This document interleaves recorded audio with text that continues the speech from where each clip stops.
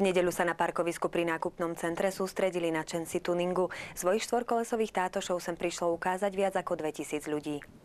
O tom, že tuning nie je len záležitosťou stoviek, ale priam tisícok ľudí, sa mohol presvedčiť každý, kto zavítal počas nedeľnejšieho dopoludnia na parkovisko pri obchodnom centre.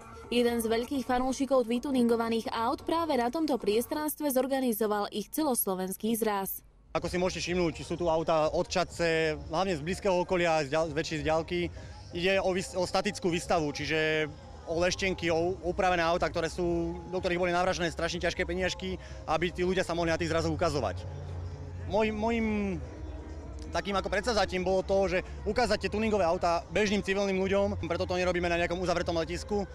A myslím si, že celkovo ten zraz sa chytí, že bude mať ďalšie ročníky, nie len tento jeden, ktorý je vlastne už druhý zraz, ale bude ich viacej, bude viacej aut, väčšie parkovisko a možno aj nejaké tie väčšie atrakcie.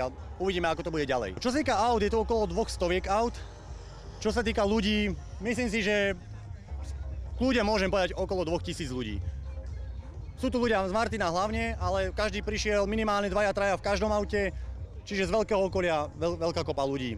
Rád by som bol, keby sa to ešte zväčšilo na minimálne dvojnásobok. Je to len prehliadka, alebo sú tu aj nejaké súťaže? Sú tu aj súťaže, je tu súťaž vlastne o najhlasnejšie audio, najkrajšie auto v dvoch kategóriách. Čo sa týka tých aut, sú tzv. Leštenky a street tuning, to je naša vlastná kategória pre ľudí, ktorí to auto buď nemajú toľko peniazy, aby si mohli dovoliť urobiť to auto úplne kompletne, alebo pre tých, ktorí proste ešte ho nedokončili, ale aj tak ho chcú ukázať. Silné zastúpenie na tuningovom zraze mali aj Martinčania, ktorí sa podľa slov jeho organizátora majú čím pochváliť. Niektoré z tých aut vyhrávajú ceny po celom Slovensku, za chvíľku už aj v zahraničí, keď začneme behať.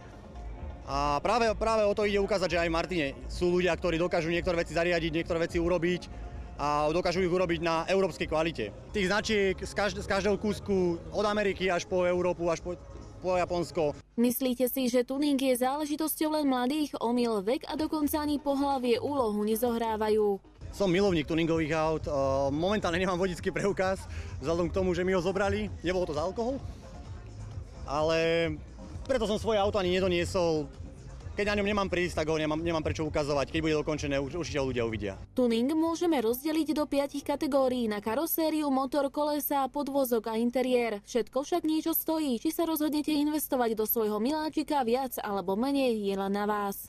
Tuning je v podstate štýl života, takisto ako motorkárstvo. A definícia tuningu je upravovanie aut inak, ako boli sériovo vyrobené. Čiže ak si kúpite kolesa, ste v podstate tuner. Takže nenadávajte na nás, keď vám učíme pred barakom, aj vy ste jedni z nás.